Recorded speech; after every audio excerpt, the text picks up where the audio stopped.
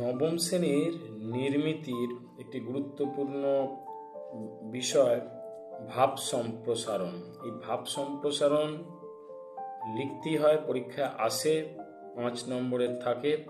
পরীক্ষার্থীদের এগুলো কিভাবে করলে লেখার ক্ষেত্রে তারা ভালো নম্বর পাবে, সহজে যে কোনো বক্তব্য বিষয়কে তারা লিখতে পারবে, আজকে সেই ভাব সম্প্রসারণের কিছু নিয়মাবলী এবং সহজ কিছু টেকনিক বা টিপস নিয়ে আলোচনা করব। তা প্রথমেই আমাদের জানতে হবে ভাব সম্প্রসারণ বিষয়টা কি। ভাব সম্প্রসারণ হচ্ছে একটা বক্তব্যকে সম্প্রসারিত করা, বিস্তারিত লেখা, তার ব্যাখ্যা বিশ্লেষণ করা। 2 লাইন 4 লাইন 1 লাইনের কোনো একটি বিশেষ বিশেষ উদ্ধৃতি, কোনো মনীষীর উক্তি এরকম উল্লেখ করে দেওয়া থাকবে এবং তার ভেতরের মূল বক্তব্যকে আমাদের সহজ সরল ভাষায় লিখতে হবে। এটা করার জন্য কি করতে হবে? প্রথমত আমাদের বারবার পড়তে হবে, পড়ে তার অন্তর্নিহিত এবং বাহ্যিক অর্থ উপলব্ধি করতে হবে। তারপর সহজ সরল চলিত গদ্যে লিখতে হবে। প্রাসঙ্গিক এর সঙ্গে কোনো বিষয় থাকলে ঐতিহাসিক বা পৌরাণিক সেগুলো উল্লেখ করা যেতে পারে। কোনো প্রাসঙ্গিক চরিত্রের কথা ওই বিষয়টির সঙ্গে থাকলে তার কথা উল্লেখ করা যেতে পারে। অপ্রাসঙ্গিক কোনো কথা বলা যাবে না, সাধু চলিত যেন মিশে না যায় সেদিকে খেয়াল রাখতে হবে।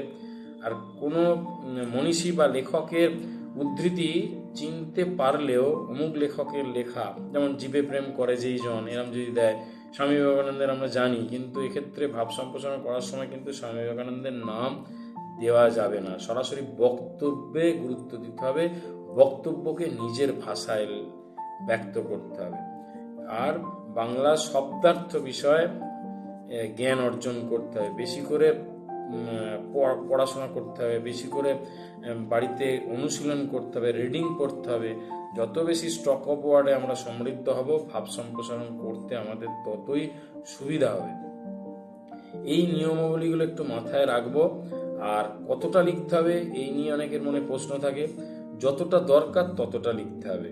মাধ্যমিক মধ্যশিক্ষা পর্ষদের গাইডলাইন অনুযায়ী 150 শব্দের মধ্যে লিখতে হয় সাধারণত ভাব সম্প্রসারণ। তো আমি বলবো তোমার বক্তব্য বিষয় প্রকাশ করতে যত শব্দের প্রয়োজন তাতে যদি একটু কম হয় বা একটু বেশি হয় সেক্ষেত্রে তুমি কম বেশি লিখতেই পারো। হার্ড অ্যান্ড ফাস্ট এরকম কোনো রুলস নেই। 150 শব্দ একটা আদর্শ হিসাবে তোমাদের সামনে তুলে ধরা হচ্ছে। তোমরা তোমাদের মূল বক্তব্যটাকে গুরুত্ব দেবে, যতটুকু দরকার ততটুকু লিখবে। এই বিষয়গুলোকে মাথায় রাখবে, তাহলে কিন্তু সহজেই ভাব সম্প্রসারণ করতে পারবে। যেমন প্রথমে যেটা বললাম, জীবে প্রেম করে যেই জন সেই জন সেবিচ ঈশ্বর, এরকম একটা ভাব সম্প্রসারণ দিবে। কি লিখবে?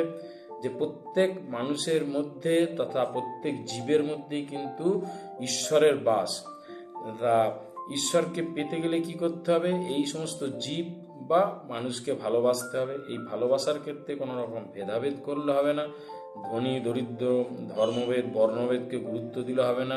মানুষের একটাই পরিচয়, সে হচ্ছে মানুষ। আপন করে নিতে হবে, যেমন করে চৈতন্যদেব, যেমন করে স্বামী বিবেকানন্দ আপন করে নিয়েছিলেন।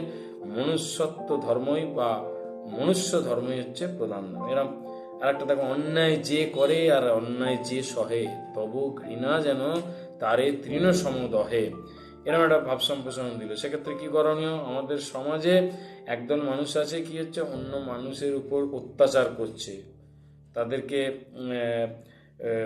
শাসন শোষণ করছে, নিপীড়ন করছে। আর এক শ্রেণীর মানুষ আছে তারা মুখ বুঝে চোখ বুঝে সেগুলোকে মেনে নিচ্ছে।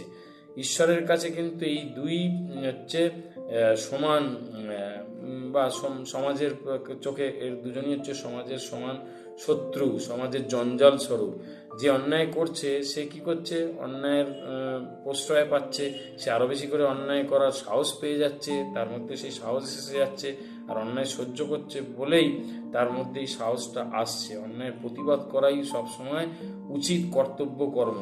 তা না হলে কিন্তু সমাজে অন্যায় কোনোদিন দূরীভূত হবে না। যারা অন্যায় মুখ বুঝে সহ্য করেনি তারা পলায়নবাদী বা ভীরু কাপুরুষ মানুষ হিসেবে বিবেচিত হয়, যা কখনোই কাম্য না। এরমভাবে লিখতে হবে আমাদের।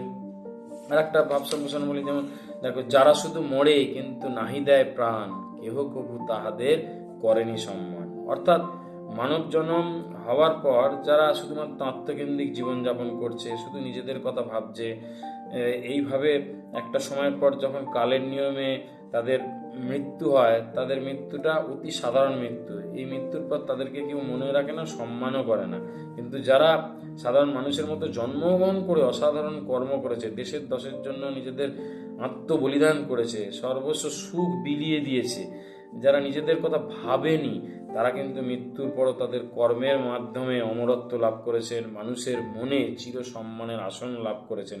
যেমন নেতাজি সুভাষচন্দ্র বসু, যেমন বিদ্যাসাগর, রবীন্দ্রনাথ ঠাকুর, তারা আজ শারীরিকভাবে হয়তো আমাদের মাঝে নেই, কিন্তু তারা তাদের এই অমর কর্মের মাধ্যমে আমাদের মনে আছেন, ছিলেন এবং থাকবেন।